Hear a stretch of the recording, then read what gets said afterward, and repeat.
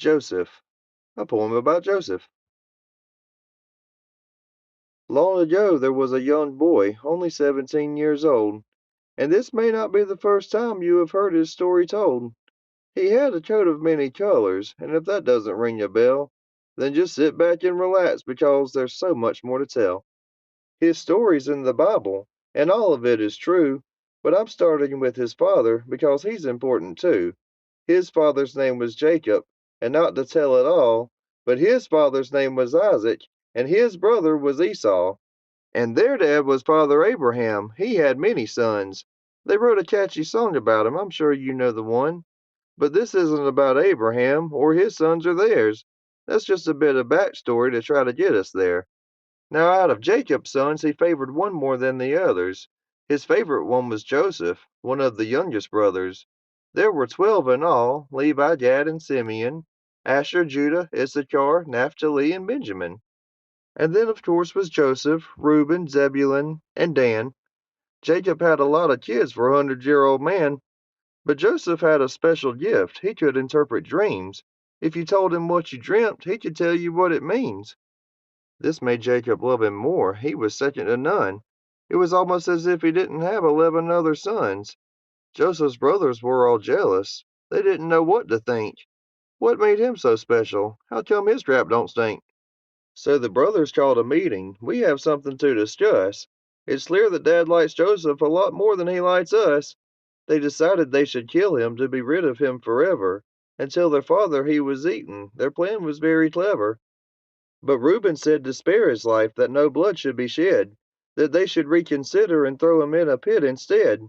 Reuben didn't like Joseph, but he cared just a tad. He planned to come and free him and return him to their dad. They stripped poor Joseph of his coat and threw him in a pit. It was empty, bare, and dry. There was no water in it. They sat around the pit so that they could eat their bread, and then Judah suggested that they sell Joseph instead. In the pit or dead he's useless. He's just as good as trash. But if we take him out, he might be worth some cash. We'll sell him off to Egypt, and then he'll never be found. It was the perfect plan. They gave high fives all around. When they sold their brother, they still had his coat. They tore it and they dipped it in the blood of a goat. When they returned the coat to Jacob, he was stripped of all his joy. He said, "An evil beast has slain my son. Look how they massacred my boy." Little did he know that his son would be just fine, and they'd even meet again some day, but that would come in time. Now when Joseph got to Egypt, he was sold to Potiphar. He was captain of the guard and one of Pharaoh's officers. And Joseph was a servant. He did all the dishes. He swept and mopped and made the beds and did anything Potiphar wishes. The two of them became close friends. They were very tight. Joseph managed to find grace in the captain's sight, and he became the overseer of all of Potiphar's house, and of everything that Potiphar owned, everything but his spouse. Things were finally turning out and going Joseph's way, but the story doesn't end there because all that changed one day. A woman tried to seduce him. She was already married, though. It was Potiphar's wife, in fact, but still, she was a hoe. She said, "You can eat Doritos in my bed any time you like. I'll show you a trick you've never seen. You can ride me like a bike." Joseph knew that she was trouble, so he tried to escape. But she ran straight to Potiphar and started crying rape. Once she stopped her crying and said all she had to say, Potiphar didn't want to, but he locked Joseph away. Now God was there the whole time, so he deserves the glory. He was with Joseph in the prison and throughout the rest of the story.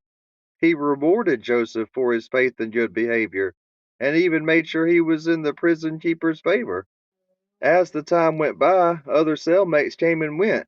The Bible doesn't say just how long in there he spent, but a butler and a baker came for crimes they had committed. It's not important what they did. In the Bible, it's omitted. They started having strange dreams, and that's where this takes a shift. Remember, dream interpretation was Joseph's special gift. And when he heard the dreams of the butler and the baker, he said that one would walk free and that one would meet his maker. The baker was then hanged and the butler was set free, and everything that Joseph said would happen came to be.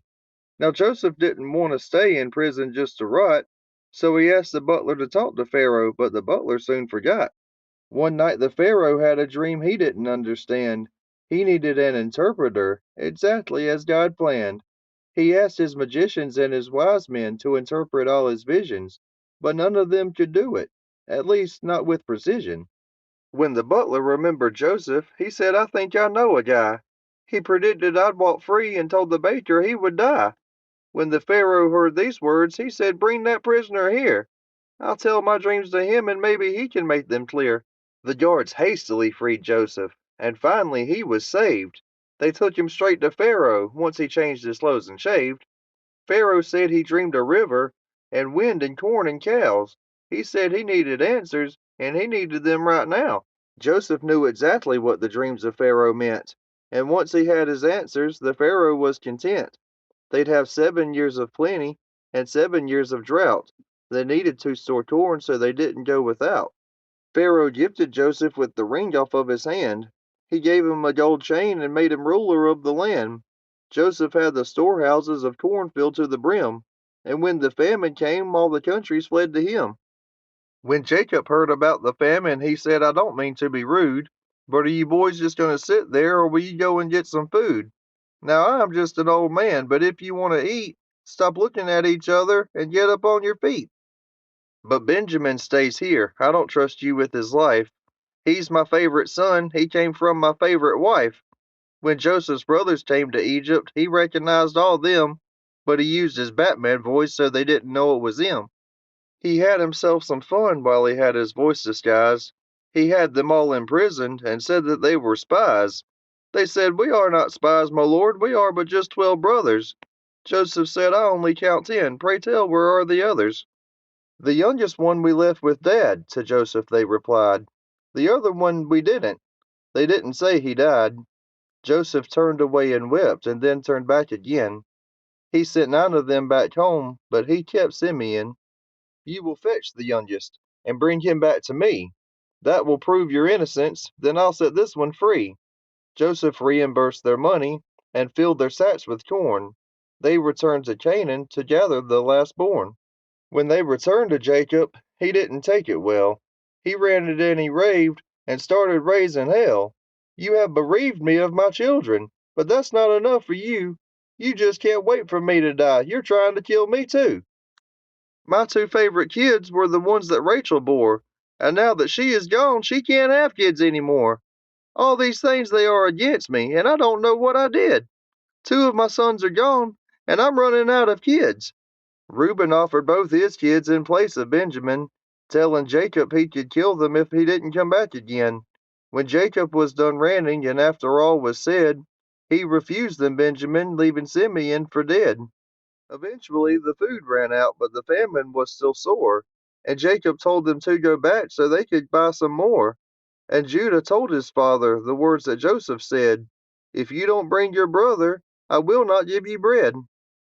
Jacob was beside himself about the ultimatum, but he didn't want to starve, so he did not debate them. Jacob gave them Benjamin and said, "Pay thrice the fee, and if you do not come back home, whatever will be, will be. But if you mess this up, you might as well kiss me goodbye, because my hair is going to turn gray, then I'll shrivel up and die." When they returned to Egypt, back from Canaan in the east, Joseph welcomed them inside his house, and they began to feast. "Is your father well?" Joseph asked in conversation. They answered to him truthfully, avoiding hesitation.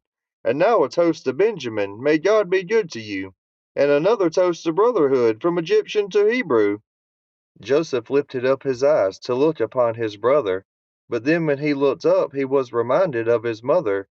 He made haste from them, not refraining any more. He went into his chambers and wept behind the door. The emotions that he went through were more than he could bear. His family reunited, but not knowing he was there. He wanted to reveal himself, but had his brothers changed? In order for him to find out, he had some plans arranged. Joseph told his steward to take his silver cup and hide it in the youngest bag when he filled them up, and when they left for home, to catch and bring them back. And when he indicted Benjamin, he'd see how they'd react. The steward did as he was told and brought them back that day, and Joseph accused Benjamin to see what they would say.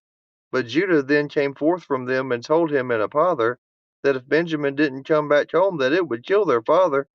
And he repeated to Joseph the words his father said about sending him to his grave and the gray hairs on his head. Judah offered himself up to take in Benjamin's place, and Joseph could refrain no more as tears rolled down his face. He revealed himself to them and hugged them afterward. He was so excited half of Egypt overheard. I thought my days were over when you threw me in that ditch, but now I'm buddies with the Pharaoh and I'm also very rich. I do not blame the lot of you for what happened that day. The good Lord needed me right here, and so he made a way. God delivered me to Egypt so that I'd deliver you. And even when I lost all hope, he helped me right on through. Go and fetch our father, and tell him not to tarry. God has made me lord of Egypt, and that will make him merry. Joseph told them they would dwell down in the land of Goshen, and the Pharaoh agreed with him, overhearing the commotion. The Pharaoh was so pleased, in fact, he gave them all new raiment, and 20 donkeys worth of goods, and even silver payment.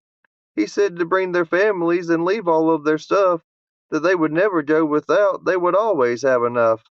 When the brothers told Jacob all of this, he almost wrote right then. But when he saw the evidence, he sucked his soul back in. And Jacob said, I've heard enough. My son is yet alive, and I will go and live with him before I happily die. So they all moved to Goshen, living lives of joy and laughter, and Joseph and his family lived happily ever after.